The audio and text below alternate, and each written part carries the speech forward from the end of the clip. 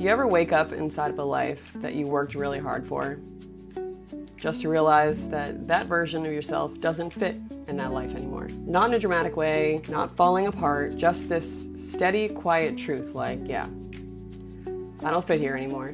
There comes a moment when you outgrow a version of yourself and the life that came with it, and nobody teaches you what to do after that part. And here's something most people never learn. Your identity is a nervous system pattern before it's a personality.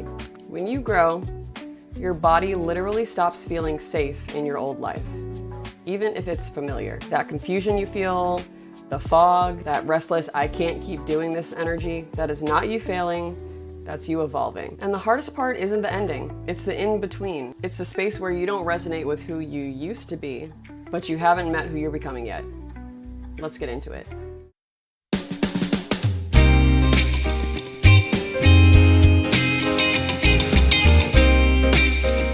Welcome back to Rebuild Different. I'm Epiphany Paige, and today we're talking about what happens when the identity that you've been wearing for years suddenly doesn't fit anymore. And it's not always because you messed up. It's not always because you failed, but because you've evolved, and your life is just catching up to your inner growth. There's this strange middle space where you're no longer who you were, but you haven't met who you're becoming yet. And that space, that in-between space, feels like you're floating. Like you're here, but you're not fully in your life. And nobody glamorizes that part because it's not pretty. It's not aesthetic. It's not linear. It's definitely not cute. It's just truth. You know, I was a high jumper. Not just casually. Like, that was my identity for half of my life. It gave me purpose. It gave me discipline. It gave me a story. It got me a full scholarship. And it also gave me a place to put the pressure that I just didn't have language for yet. And when that chapter ended, there was no version of me that was prepared for the after. And I didn't just miss the sport. I missed the version of myself that existed in it. The one who felt focused and seen and secure and strong. And when it's gone, it kind of feels like someone just flipped the lights on in your life and suddenly you're looking at yourself exposed. No crowd, no title, no storyline to hide in. Just you and who you really are. And I think there's a lot of people living in that same quiet right now. Like, look at the world. The world is changing. Jobs are shifting. Industries are collapsing. Relationships are dissolving and identities are breaking off.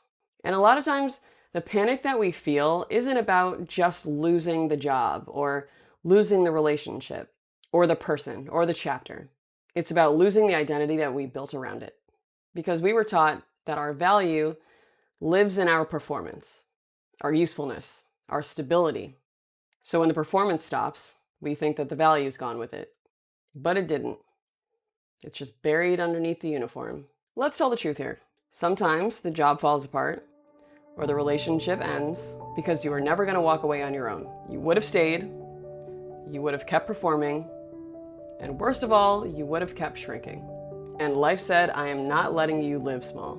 Not everything that hurts is harm. Sometimes it's a release. That anxiety, that numbness, the lack of enthusiasm for things that used to matter to you, that's what it's like to live inside an identity that's expired. Your spirit already moved, and your body's just catching up. She served her purpose. She got you here, and she survived things that you haven't even fully acknowledged yet. Honor yourself, let yourself rest, stop beating yourself up. We're all human. We're all just trying to figure it out. Don't make it worse on yourself by beating yourself up. It goes nowhere. And the only work now is remembering who you are when you're not performing. Because the real you, the one underneath the achievement and the roles and the applause, she's still there. She's quiet, but she's strong. And she doesn't need to impress anybody. She's just waiting for you to choose her. So here's what we're not doing anymore. We are not shrinking to fit into chapters that we've outgrown. We're not forcing alignment when there is none. And we are not explaining ourselves to be understood. You don't need to have the full version. You just need to stop going backwards. And I need you guys to remember this. You have already survived things that were supposed to break you. You've already rebuilt before. You're not starting over. You don't need to have your next identity figured out. You just need to stop forcing yourself to live in the old one.